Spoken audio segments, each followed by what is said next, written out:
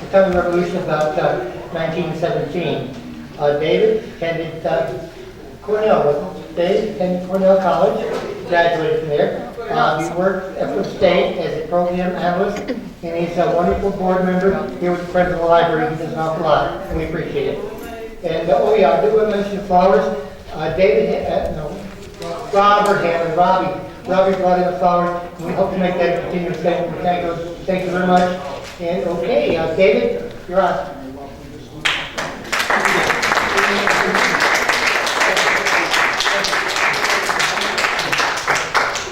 And thanks again to Robbie for the beautiful flowers as well as all the goodies and as well. And welcome back, Denver. Pal. Quiet back there, please. What was that? I'm sorry? That's a little silence. Oh. Okay? Denver from China. Thank you.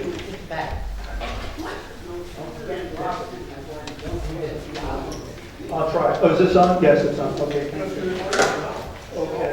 We'll begin with a few words from the president. Russia was known to have been always, in fact, democratic at heart. The autocracy that crowned the summit of her political structure was not, in fact, Russian in origin, character, or purpose. Now it has been shaken off, and the great, generous Russian people have been added in all their naive majesty and might to the forces that are fighting for freedom in the world, for justice, and for peace. Here is a fit partner for a League of Honor. Woodrow Wilson, April 2nd, 1917. The book, as Paul said, is Former People, The Final Days of the Russian Aristocracy by Douglas Smith. As we proceed, you might want to think of the word contrast. Contrast between the people that we'll meet who are at the top of the social hierarchy and those at the bottom.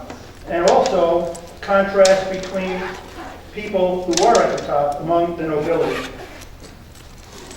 Mr. Smith is the author of 4 books on Russia. His academic training, including a PhD in history, his travels to Russia, and his work for the State Department make him an expert on the subject. His writing is concise and easy to read. One gets to know the people that he presents. However, there are so many characters over so many decades that eventually I gave up trying to follow most of them in detail. The former people were Russia's pre-revolution nobility. Others, such as Tsarist officers, are included, but the focus is on those who were born to wealth and privilege under the Tsars. Those most discussed here were owners of vast tracts of land across the Russian Empire. Their status was dependent on the Tsar, and their wealth and lavish lifestyle was dependent on the labor of millions of peasants, once known as serfs, who paid rent and a share of the goods produced on their land. We begin with a brief description of early 20th century Russia. The vast empire had a population of 130 million. Only about 45% were Russian. 3 dozen other nationalities and ethnic groups made up the rest of the population. Most of the people lived on the 5 to 10% of the land that was arable. They were peasants, making their meager living from land owned by the nobility. The social makeup was like a pyramid. At the top was the Tsar, the supreme autocrat. Nicholas II was heir to the 300-year-old Romanov dynasty. Law flowed down directly and solely from the Tsar. Beneath the Tsar was his government. Beneath them was the Russian Orthodox Church. Beneath the clergy was the army that maintained order throughout the empire and enforced the will of the Tsar. Beneath the army was the nobility. We eat for you. The lives that they lived are difficult to imagine, with vast estates in the countryside and massive homes or palaces in the major cities. The nobility were diverse and divided by nationality, religion, education, and wealth. One factor defined them. They were privileged and not like other people. They were not, however, the idle rich. The nobility had, quoting now, Nobility had a history of service to the Tsar, the military, and administration of the Russian state, close quote. The nobility comprised about 1.5% of the population, about almost 2 million persons.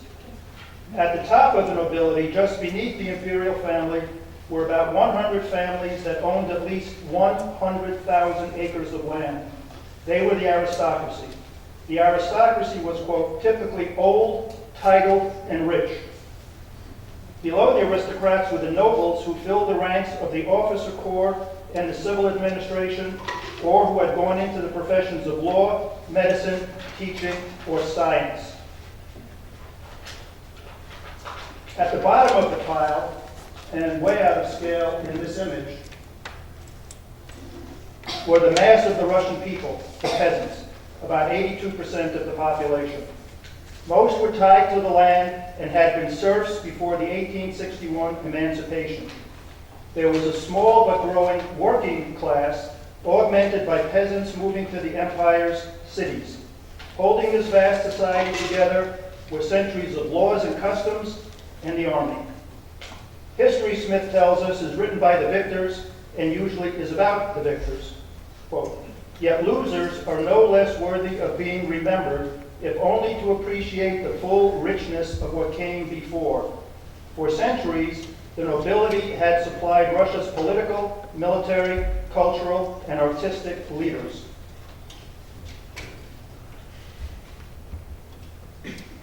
By the dawn of the 20th century, Russia was, quote, hurtling into the modern age. Its industrial growth during the previous 2 decades had been exceptional. Yet, Russia was still a feudal society. And again, the idea of contrast, you get an idea here of how the huge mass of the peasants lived. Efforts at reform, initiated by Nicholas's grandfather, Alexander II, the Tsar Liberator, included freeing the serfs in 1861. Progressive efforts came to a swift end after the Tsar's assassination in 1881. His son, Alexander III, and if you saw the little preview we had at the beginning, minus the sound unfortunately, that was portraying Alexander III, chose an austere program of restoring order. When Alexander III died in 1894, Nicholas was thrown into panic and despair. I am not prepared to be Tsar, he cried. With the rise of industrialization, landless peasants left the countryside to seek work in Russia's new factories. By 1900, the working class numbered about 1.7 million, a little bit beneath the number of the nobility. Conditions in the factories were horrible. The workday for men, women, and children sometimes stretched to 18 hours.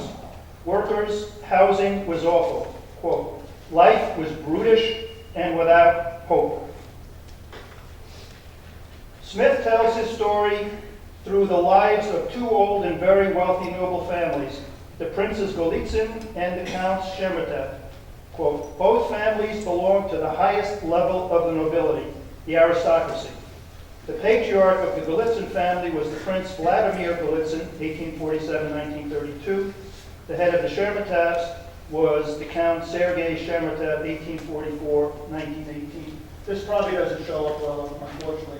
But I tried to highlight, I did highlight in green, the various Golitsyn estates, both in the Moscow area and central Russia, and the Sheremetevs in the same places. And they're really all over the place, even if you can't see the colors on that one.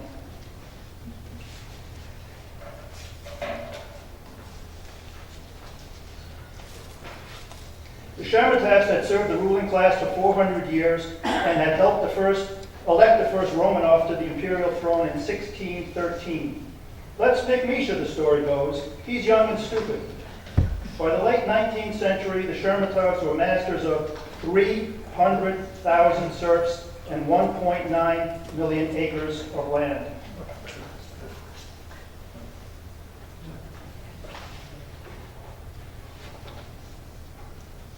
Alexander Sheremetov was aide-de-camp to the Tsar in 1902. He established a symphony orchestra and enjoyed giving free concerts in St. Petersburg. Another of Alexander's loves was firefighting. He formed his own 600-man brigade equipped with the latest technology. When there was a fire in the city, Alexander, quote, would don his firefighter's uniform and ride off with his brigade to battle the flames. Fires in Imperial Russia were a huge, huge problem. If the peasants lived, which most of the population was, peasants, if they lived along the railroad tracks, if they were wealthy enough or had enough money, they would have roofs made out of tin because of the sparks from the tracks and the engine and all that. But otherwise, the huge majority had thatched roofs and there was wood all over the place, so fire was a very, very big problem. Alexander's brother Sergei was a patron of scholarly societies. He established public libraries across Russia. While living lavishly on his numerous estates, Sergei provided gathering places for Russia's artists. Sergei, quote, was an unbending believer in autocracy as the only true form of government for Russia. Among Sergei's darker side was his anti-Semitism and his disdain for, quote, cosmopolitanism, art moderne, and the decadence, close quote. Count Witte, the Tsar's westernized finance minister, described Count Sergei as an honorable but odd man, a pillar of mindless Russian conservatism. In his memoirs, Count Witte wrote, "Since the death of Alexander II, the Tsar liberator, the government's treatment of the peasants has been determined by the landed nobility at the court, and as a result, the peasantry is now assaulting the nobility without distinguishing right from wrong. Such is the nature of man," close quote. Pavel, the second Shermatov's son, was born in 1871. He was a complicated man given to anguish over Russia's many problems. He tried to expand the Zemstvo, or local government movement, to the lowest levels of society, quote, thereby creating greater freedom of expression and involvement in Russia's problems for as many of her subjects as possible, close quote. The Zemstvo was instituted by Tsar Alexander II as part of his reform movement in the 1860s. Pavel dedicated himself to the spread of public education. Rather than oppose the Tsar's autocracy, Pavel wanted to reduce bureaucratic arbitrariness, which he believed was, quote, undermining the people's faith in autocracy.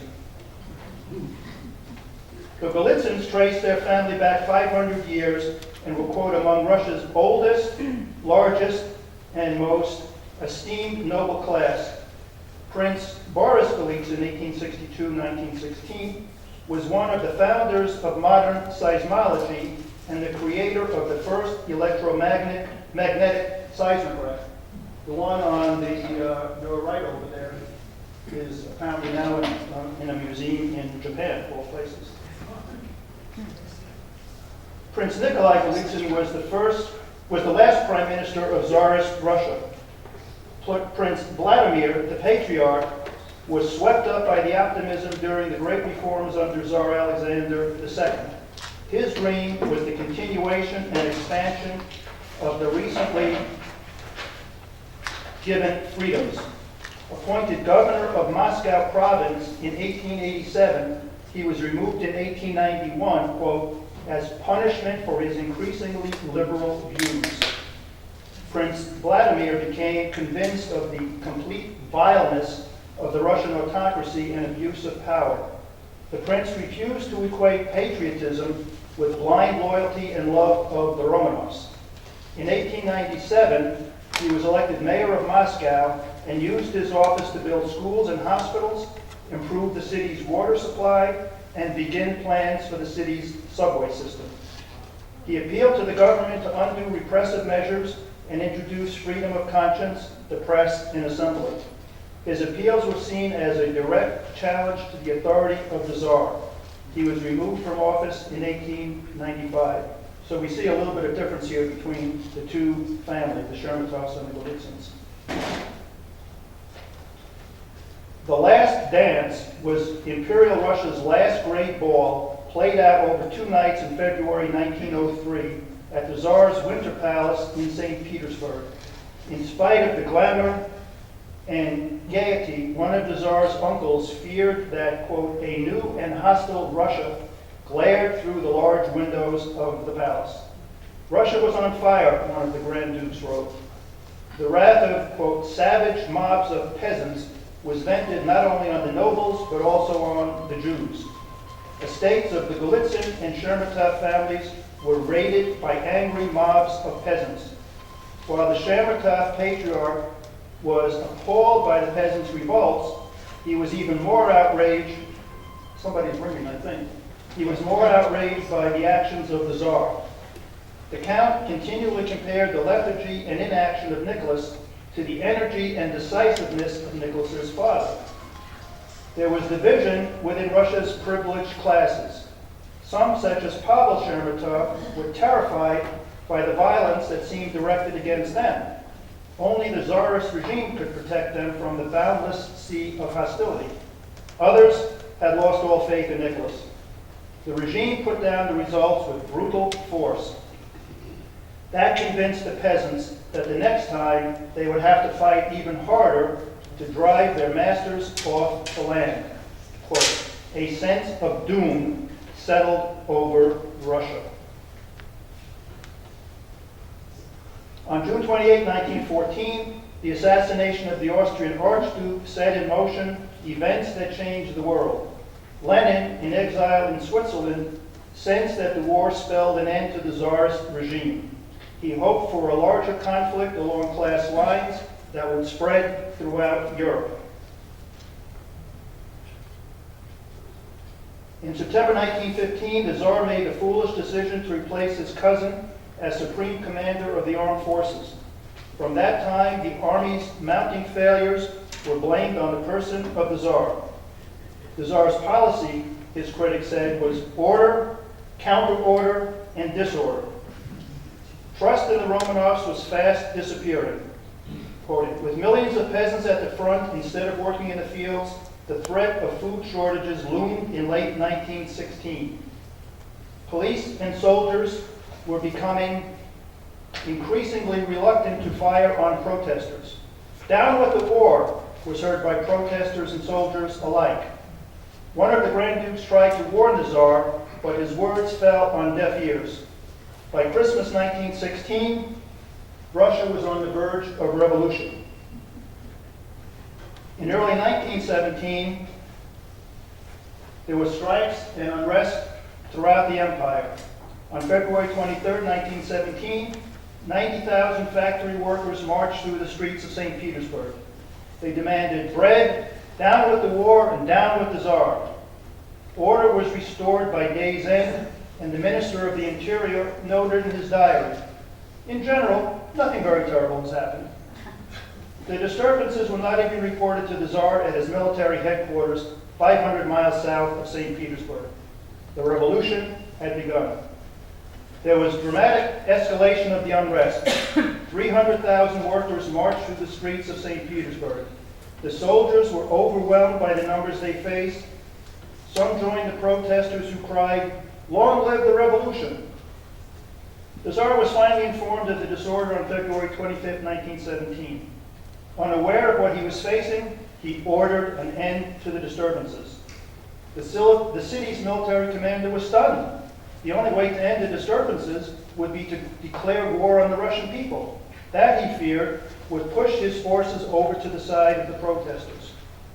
Aware of the risks and volatility of the situation, the city's commander issued the order to fire on demonstrators if they refused to disperse. By dawn on February 26, 1917, the capital was an armed camp. Protesters pouring into the city were met with gunfire. The troops began to waver. The men turned against their commander and shot him dead. Mutiny spread among the soldiers who spilled out into the streets to join the insurgents. Quoting, what happened on February 27, 1917 has been called the most stupendous military revolt in recorded history. By nightfall, half of the city's 160,000-man garrison had gone over to the insurgents. The red flag was raised over the Tsar's winter palace. It was over. The capital was in control of the mob. The military commander telegraphed the Tsar that the situation in the capital was out of control. Nicholas ordered troops to crush the rebellion. It was too late. Police were fleeing for their lives. The Tsar's ministers met for the last time on February 27, 1917, to tender their resignations. They ran for safety under the cover of darkness. Quote, as the old order evaporated and anarchy spread, members of the Duma, the legislature that the Tsar had reluctantly granted after the disastrous Russo-Japanese War of 1905, met to address the chaos. They formed a provisional government. Among its members was the lawyer and socialist Alexander Kerensky. Another group, styling itself the Petrograd Soviet, or Council of Workers and Soldiers, met at the same time. They, quote, expressed the power of the crowds in the streets in opposition to the provisional government, which was seen as representing Russia's privileged classes. And pretty much the last couple of Dumas were sort of viewed that way as well. There were 4 Dumas. There was an uneasy working relationship between the two groups. Quote, to gain conditional support of the Soviet, the provisional government agreed to 8 conditions, including amnesty for political prisoners, freedom of speech, press, and assembly, and abolition of restrictions based on class, religion, and nationality. The police, Okhrana, and Corps of Gendarmes were abolished. That, quote, was to have fatal consequences, for without new institutions to take their place, the provisional government was left with no means to effectively govern the country at the very moment that it was descending into ever greater disorder. The 73-year-old Count Sergei Sheremetev wrote in his diary, they were shooting all day long. I cannot make out who was firing at whom or on whose orders. Close quote. The February Revolution was underway. The violence of the February Revolution was an attack on privileged Russia, those marked by the word bourgeois. That referred to anyone perceived as an enemy of the revolution. To a peasant, and now they have the Russian word, bourgeois, the same word, but in Russian, bourgeois, was anyone with a starched shirt, smooth hands, eyeglasses, or evidence of bathing. Then you were bourgeois. The violence had mass appeal and reflected the lower classes' hatred of their betters. Lenin cultivated and directed this hatred. The lower classes understood their freedom as, quote, total license to act as one sees fit, unrestrained from any larger authority. Tension grew over the course of 1917 as the provisional government failed to deliver on promises of food, land, and an end to the Great War. The response by the nobility to the chaos was not uniform. Isn't it wonderful, Countess Sheremetev said to a terrified friend on the street. What is wonderful? The revolution, of course. But it is we who lose everything, the conversation went.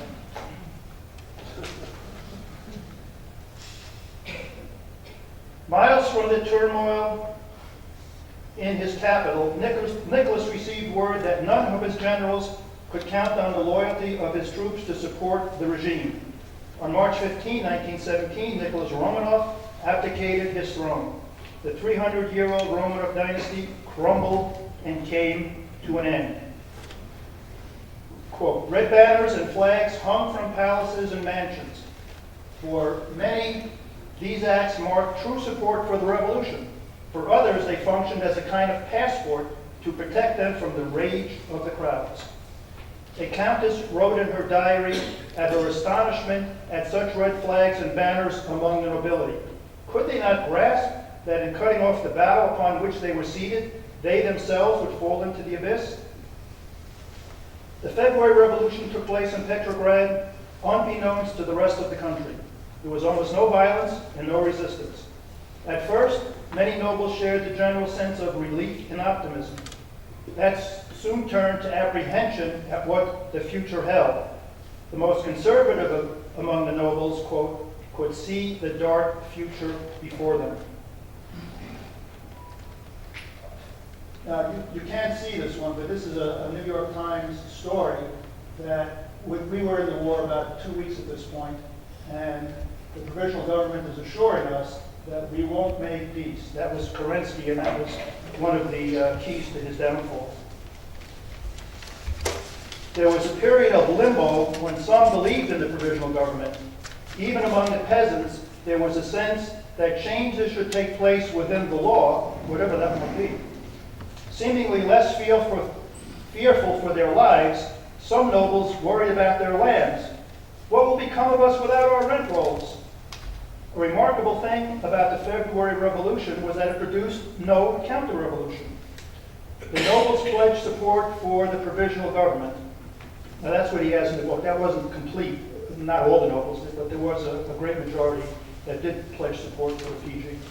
The war against Germany still loomed large, and the challenge of how to deal with it remained. That problem would help bring about the fall of the provisional government. In late March 1917, Vladimir Lenin traveled from exile in Switzerland through enemy German territory in the famous sealed railroad car and returned to Russia. Lenin was pleased to be greeted as a hero as his train pulled into St. Petersburg on the night of April 16, 1917. His speech to fellow Bolsheviks, quote, struck them like a thunderbolt and threw the gathering into frenzied confusion. There must be no support of the provisional government, Lenin ordered.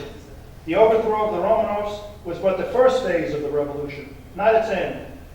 Lenin wanted a class war of the proletariat, or working class, against the bourgeoisie, the middle class.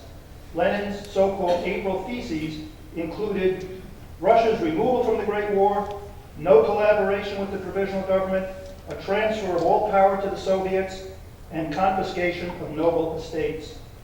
Many Bolsheviks found Lenin's ideas absurd. The Bolshevik newspaper Pravda called them unacceptable. His ideas were the ravings of a madman. After so many years away from Russia, Lenin was out of touch. Now again, I know you can't see it, but there's a story in the New York Times there called Lenin. Assail Lenin as German agent. Russians becoming actively hostile to him and his call for peace at any price. Of course, we know who eventually went out. The soldiers, one general said, wanted only one thing, peace, so they could go home, rob the landowners, and live freely without paying taxes or recognizing any authority. During the summer of 1917, quote, the most savage cruelty wafted over Russia, while its people were extolling brotherhood, equality, and freedom. They were terrible times for the landowners. In the mind of many peasants, not only must their lands be taken, but the landowners had to be annihilated. By late April 1917, income from the Shermatovs estates had stopped, and their financial situation began to unravel. The family's monthly expenses were 750,000 rubles, 750, and there was no way to pay the bills. At the outset of the Great War, many nobles had moved money from banks in Western Europe to Russia. That was done out of patriotism and commitment to Russia's war efforts. When the Tsarist regime collapsed, few nobles had funds outside of Russia to fall back on. Quote, their wealth, like their lives, was bound up with the fate of the country. By spring 1917, peasants lost patience with the provisional government's promises of land reform. They began to seize Shermatov estates all over Russia. Problems closer to home in St. Petersburg and Moscow were the difficulty in buying food. A fatal mistake was believing that the mass of peasants would be patient for, quote, a lengthy process of land reform, food, and an end to the war. That was disastrous for the elite and for the provisional government. On July 3, 1917, an uprising broke out in St. Petersburg. Enough troops remained loyal to the government to survive. A friend told Count Sergei Shermatov that he and his class were now referred to as former people.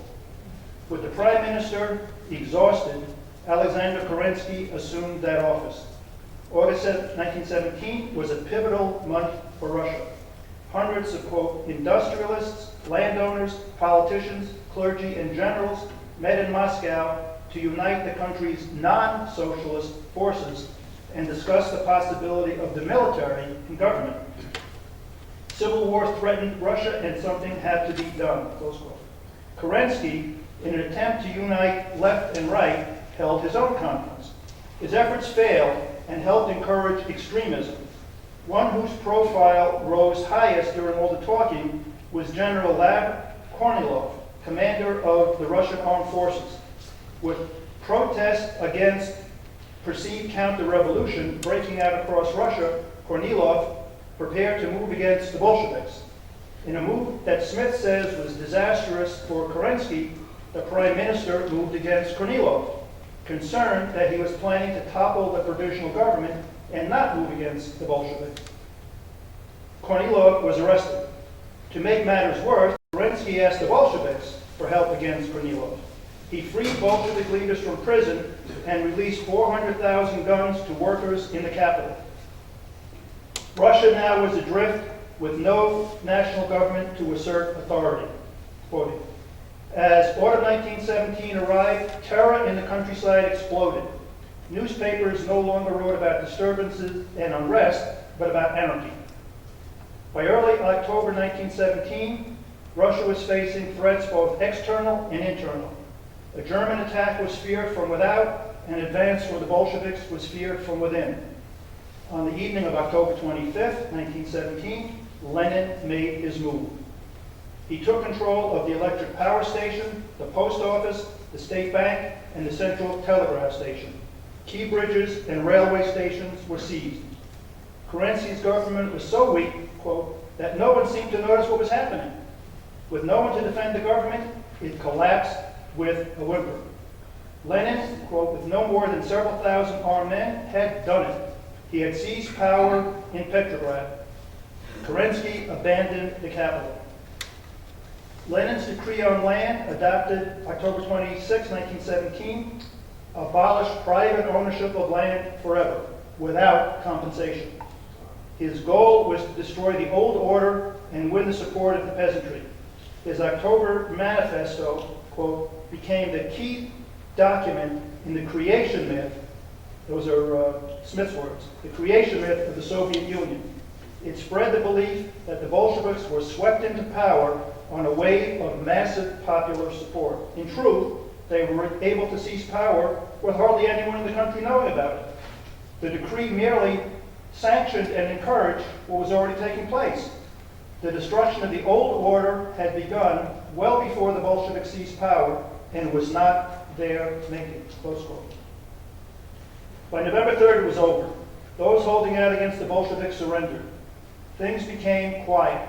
Reactions to the turmoil varied within the Golitsyn family. Some saw events as part of the biblical apocalypse. Some blamed the revolution on international Zionism.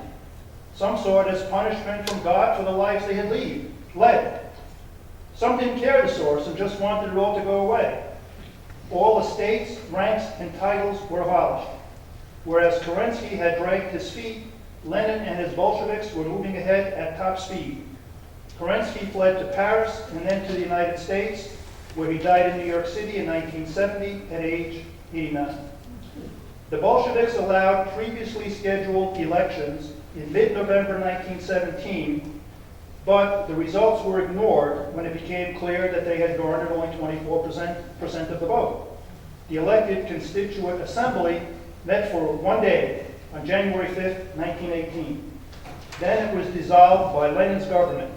Smith calls that the death of Russian democracy. The trickle out of Petrograd and Moscow turned into a flood. Those who could, sought refuge any place perceived to be safe. There were stories that things were quiet in Siberia and that food was plentiful and cheap. Some of the Golitsyn clan hired a private rail car and headed east. The patriarchs of both the Golitsyn and Shermatov families were firm in their decision never to leave Russia. Quoting, the Bolshevik coup plunged Russia into a civil war that would consume the country for 3 years and result in 10 million deaths, almost all civilian. Russia descended into savage anarchy beyond imagination. The whites had been gathering on the fringes of the empire, intent on undoing Lenin's coup. They were a mixed group of Tsarist officers, soldiers, Cossacks, nobles, and others. This fellow wrote something on the back about if you recognize me, Put a cross over my head. I'm not sure if that was a religious cross to protect him. In 1917, the Bolsheviks decreed that persons of wealth and power under the Tsar must register. If we are guilty of anything, Lenin said, it is being too humane, too kind. Rations, privileges, and work were allocated according to class. Workers received the best treatment, the former elite, the worst. In what Smith describes as, quote, history's greatest heist, almost all of the country's wealth was transferred to Bolshevik hands. 1.6 billion rubles, about $160 billion in today's currency, was simply stolen. There was confusion within the Chermatov family throughout the first half of 1918. Some supported the Bolsheviks, thinking that they would introduce firm authority and know how to deal with the Germans. Others were more concerned with the Germans, who it was thought would soon be in Moscow. A Bolshevik newspaper called for blood.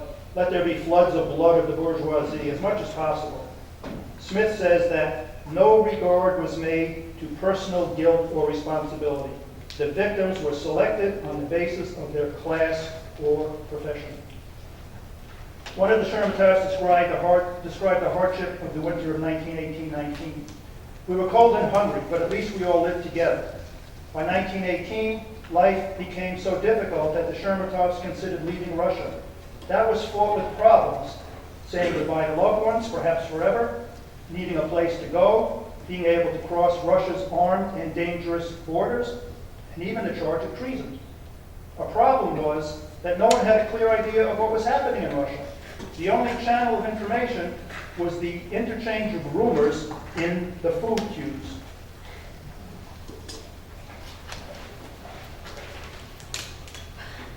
The eldest Chermatov son and his family spent the winter of 1917-18 in the northern Caucasus. That's the northern here. Well, much of the aristocracy was there in the spa towns.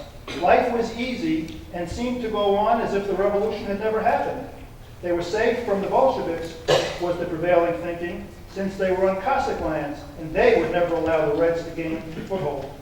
That did not last long, and soon the Civil War reached them. There were shifting battle lines between the Reds, the Whites, Cossacks, and bands of marauders. In early 1918, the Golitsyn matriarch passed the time writing his memoirs. He wrote of the blame that he and his class shared for Russia's sorry state and the horrors and perversions of serfdom. The Golitsyns who once lived so grandly were greatly reduced. Fortune shined on them when the patriarch was given a letter of protection from the chairman of the Moscow Soviet in remembrance of Golitsyn's services as mayor of Moscow and the kindness that he had shown to political prisoners. A Golitsyn grandson wrote that his family was consumed by the daily struggle to find food.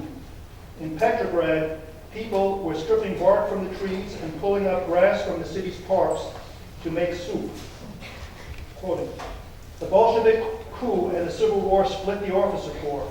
Many Tsarist officers chose to sit out the war. More than 48,000 officers joined the Red Army. About double that number fought with the Whites. A contingent of Czech soldiers refusing to fight for their Habsburg Empire during the Great War had sided with the Russians, fellow Slavs. Initially, they had Bolshevik support and headed east on the Trans-Siberian Railway. The 5,000-mile-long railway was critical since it controlled the movement of men and war material. After disputes with the Reds, the Czechs fought alongside the Whites. In July 1918, they advanced toward the city of Ekaterinburg. That sealed the fate of the Tsar and his family. They had to move to Ekaterinburg ostensibly to await trial. The Czech advance gave Euro-Regional Soviet cause to fear that the Tsar would be rescued. On July 17, 1918, the Tsar, his family, and servants were led to the basement of the House of Special Purpose and murdered. For a time, Czechs and other white forces advanced against the Reds. By the beginning of 1920, it was clear that the Red Army was winning the war. One reason was, quote, that the communists spoke more directly to the basic needs of the people, especially that of land. The White Army will lose, a former prince said, since it is fighting behind an empty banner. As the Red Army solidified its holdings in the Crimea, which we saw in the previous one, a mass exodus of exiles began. Some felt, as one prince said, using Trotsky's words, that they were destined for the dustbin of history. Although the Red Commander, quote, had issued generous surrender terms, approximately 50,000 people were shot or hanged during the final weeks of 1920. The last white outpost was Vladivostok. I don't have the white glasses on, but I think it's over there. That's it. Did I get that? Yes. Okay. In far eastern Russia. When that fell in late October 1922, the white forces had been crushed and the Civil War was truly over. This next slide is rather distressing. Years of war left Russia in ruins. The cost in lives since 1917 was 10 million. It says in French down there, these children can no longer be helped. It's too late. I won't leave that on. Many of Russia's most educated and skilled people left the country or were killed. The economy and industrial infrastructure was in shambles. Quote, the total value of finished products produced in 1921 equaled 16% of that in 1912. Years of fighting followed by droughts in 1920 and 21 brought famine and starvation. 7 million orphan children were living on the streets. Workers in the cities went on strike. The greatest threat came from the peasants. Lenin responded with a brutal campaign of terror, suffering, and death. Major help came in mid-1921 from our shores in the form of massive American aid led by Herbert Hoover. At its peak, the American Relief Administration was feeding 11 million Russians a day. This, quote, saved countless lives and eased the suffering of a nation. Again, the idea of contrast. Russian women. The work of the ARA provided employment for many Russians. Sadly, after the Americans left, many Russians were arrested as spies. And here's how the other half was still living. Life for the two families returned to a modest degree of normalcy. It was a relatively good time. Throughout the 1920s, however, the communists felt the need to redefine the country's class structure. Questionnaires of those seeking housing asked for social origin or social position.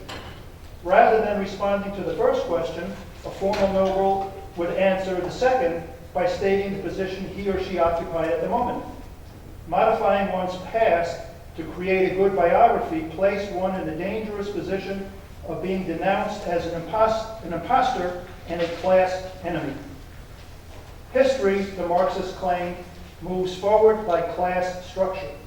Once the Soviet rulers invented new classes, quote, it logically followed that there would be struggle between them. The former people thus had to lead a double life, wearing a mask when outside, taking it off when they knew it was safe to do so. With the end of the Civil War, a certain normalcy returned to Russia. Life seemed easier, unremarkable, close quote. In 1921, Countess Shermatov, the family matriarch, turned 72. In spite of all, she still had a family estate to which she could retreat. The reason was that estates of many former nobles had been turned into state museums, libraries, and archives.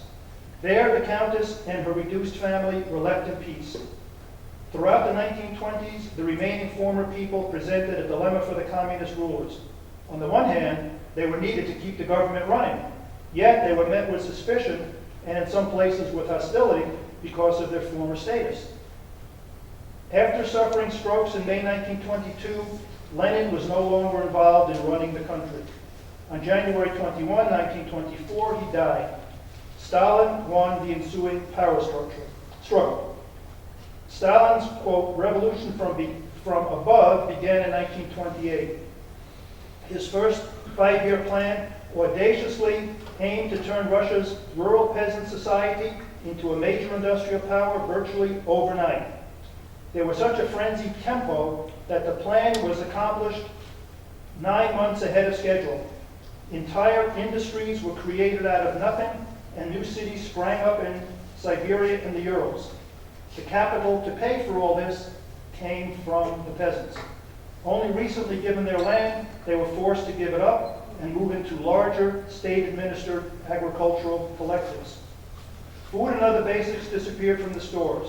Rationing had to be reintroduced. Hunger became a widespread and permanent feature of Soviet life. These costs, Smith tells us, were not without benefits.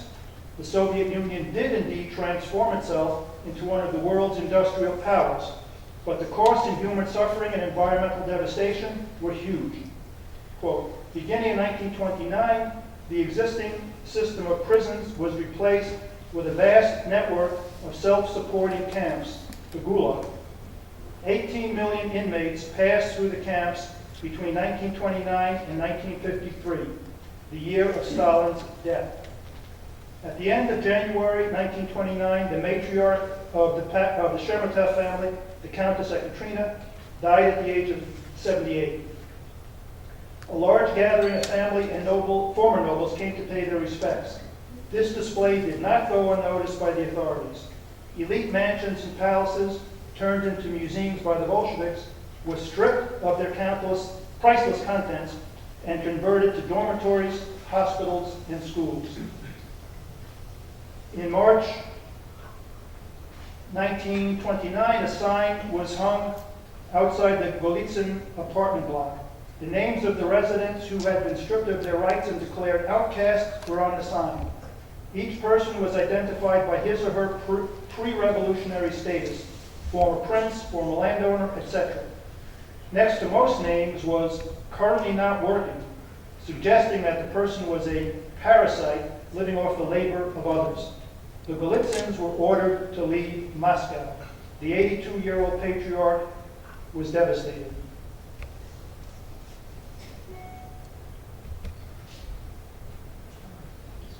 In 1931, the Golitsyns moved to Dimitrov, a pleasant place with stone houses 40 miles north of Moscow. It would, quote, become the center of the largest slave labor project in the Soviet Union. The origins go back to Peter the Great. He envisioned linking the Moscow and Volga rivers by a canal. Moscow, the Volga, and in the very faint line over here, the canal that linked the two, the river, and Dimitrov is roughly in the middle over there.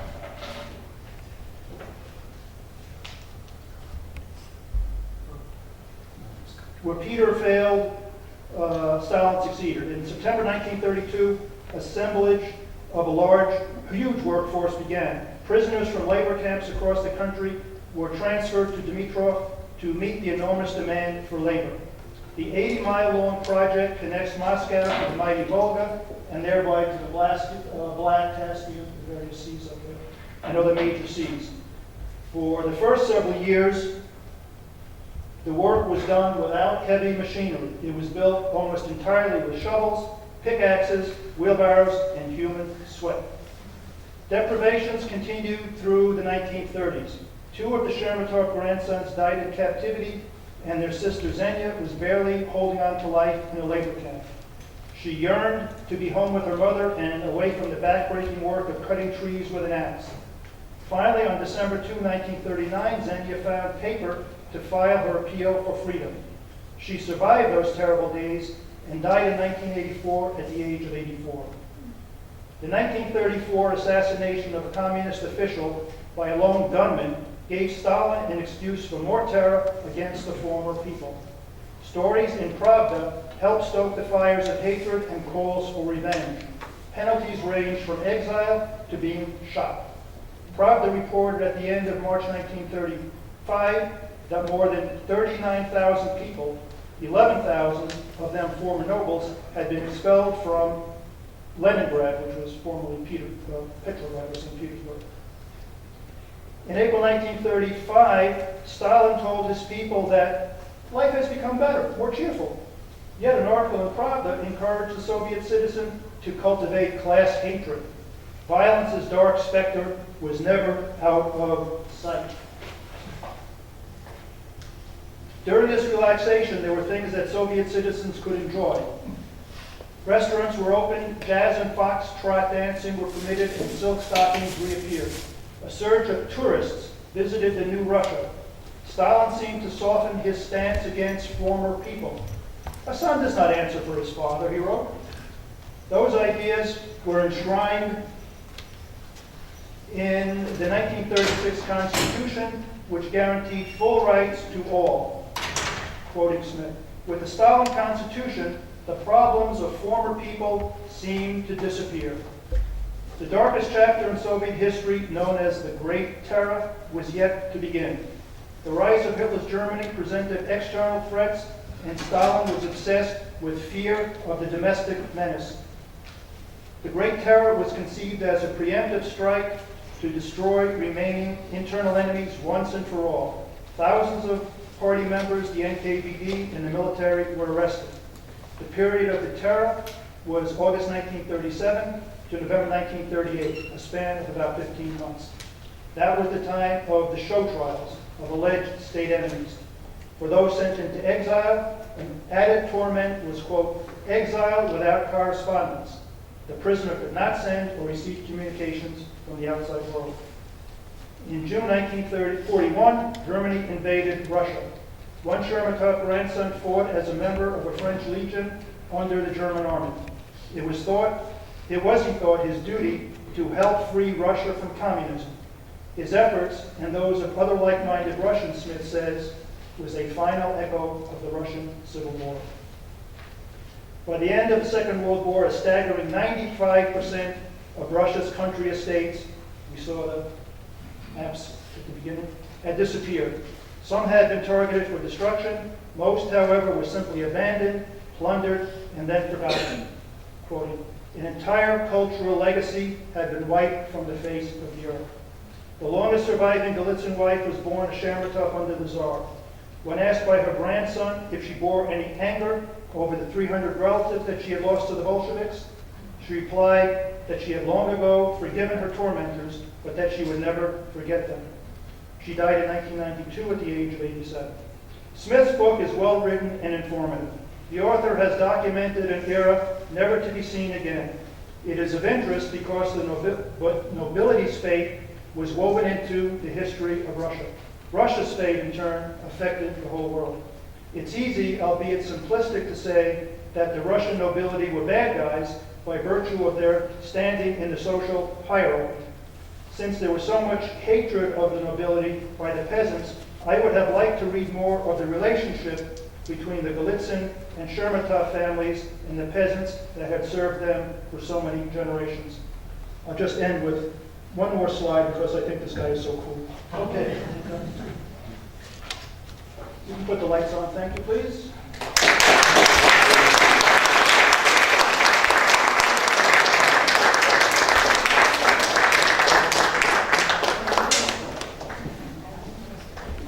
I think we have a question from Howard. I would applaud your presentation because you set the book in the proper perspective and understanding of what these people had and what they ended up without. I would ask you, and I agree with you, you can't figure out what's happened to whom. A lot happens to these people, but most of them never lose particular heart. And why do you think that is? What he says basically is survival. They were survivors. They had to figure out how to survive in this new regime. Either stay in Russia and make their peace, leave Russia, and as we heard, the founders of the two families, the patriarchs, said they would never leave. It was just, and he says in the epilogue, as you know, because Holly, you read the book as well, that there really were no simple answers.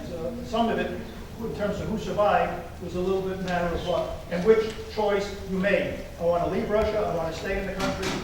I'm sorry, my feet are kind of tired. That's what so that's the best answer I can give you. And Holly did read the book, and we've had some interesting discussions. Yes, sir. I think it's a wonderful history lesson. You gave us the whole context. So one of the interesting points was the fact that we read about the death of Nicholas Alexandria, but terrible as it was a context. They really feared the revolution, and so they felt they were power to kill. That was interesting to me. The other thing is that the cherry orchard seems like a I guess it was written on before this, I don't know, it seems like a wonderful description, way beyond the bourgeoisie of the entire aristocracy when they dealt with it. Well, the blinders, they have blinders on. Yeah. And the third thing is, I had heard that, I had a discussion with a professor of history about the proletariat, and I thought that they were still mostly peasants below the top classes. Did you say that sometime during the reign of Nicholas, there were 127 million people had migrated to the cities? Did I hear that right? No. We didn't have time. The slide just before this one was really cool, but I didn't want to show it there, and I discussed this with someone before. In 1895, the Tsar decreed that there would be the first and only, because the empire ended, imperial census, which was 1897. So we have pretty good data of the population, and they asked class. That was one of the questions that they asked. So we know that there were about 82% of the people were classed as peasants, which was 102 million or something like that. And the 1.7 million were the nobility, and the 1.7 were workers, which we were talking before in the major cities, which were basically Moscow and Petersburg, mostly Petersburg. That was really the revolutionary center. I'll just put the slide on, but I won't get into it. So was this still a minuscule proletariat at the time of the Russian Revolution? No. Okay, it was sizable. Oh, it was huge. Okay. Oh, yeah. That's the people working in the city. People who were working in factories who were not working. Well, that was small. That working class was small. I mean, that was about 1.7 million. But the peasants were coming from the countryside over the decades, from the 1860s, 70s, 80s. They were moving from the countryside, some of them at least, and increasing that population of workers in the horrible conditions in the factories and all that. But still, you have 100 million people who were living off the land, basically, most of which had been owned by the big guys. Yes? I thought that the United States had championed the White Russians, Yes. the Kerensky government. In fact, is it true that U.S. troops were brought in to help the Kerensky? He does mention that. Yeah, he mentions that in the book. And so then how come the Soviets would allow Herbert Hoover to come in with food in 1922? Because they were starving. You saw that horrible picture of the kids. Yeah. The population was starving. And it was still a disorganized situation there. As the gentleman said, one side would view the other side as being the counter-revolutionaries. Kerensky thought he was a revolutionary and his people, the provisional government. But then as the Bolsheviks took over from the Mensheviks, there were all kinds of factions, they viewed the provisional government as counter-revolutionary. Then you had this General Kornilov, who was in there, I mentioned briefly, who was in there, and I read a fair amount of what Trotsky had to say about him. He was like the worst of the so-called counter-revolutionaries. He apparently wanted to bring back the monarchy. So everybody was looking at everybody else and saying, you're the counter-revolutionary, and fighting against them. But it was a vast empire. You saw the map. It stretched 1/6 of the land area of the country, and it took a while for the Bolsheviks and then they called themselves the communists to really assert their authority along the whole countryside. Tanya. I'm deeply impressed by your presentation, Thank you. by your knowledge about Russian history. I learned a lot from your presentation. Thank you very much. Well, thank you. And Tanya is Russian, so that's very impressive. Thank you. Jonathan. Oh, Jonathan. Oh, I also read the book. I read parts of the book, and then after I talked to you about it, I skipped to the epilogue, as you suggested, which is interesting. The epilogue talks about how hard it is to understand all these things, because if you think of 120 million people, each with their own motives, each with their own wishes, each with their own conditions, adding all that up to get one simple story seems awesome. But going back to the other end of the book, beginning, it starts off with a story about a man named Yakov Peters coming in, and he was the communist agent who was charged with arresting the Chernikov people. And it remarks that he had lost his fingernails under interrogation by the czar's police. And I was wondering, you know, that, and then later on, there's some discussion about the legal status of the czar, that he was above the law. The law didn't say what he wanted to say, he simply changed it. Well, I wouldn't say he was above the law, he was the law. Czar was the law. Okay, that's another, but, I mean, there's been argued about the semantics of it, but in our country, law doesn't mean what the president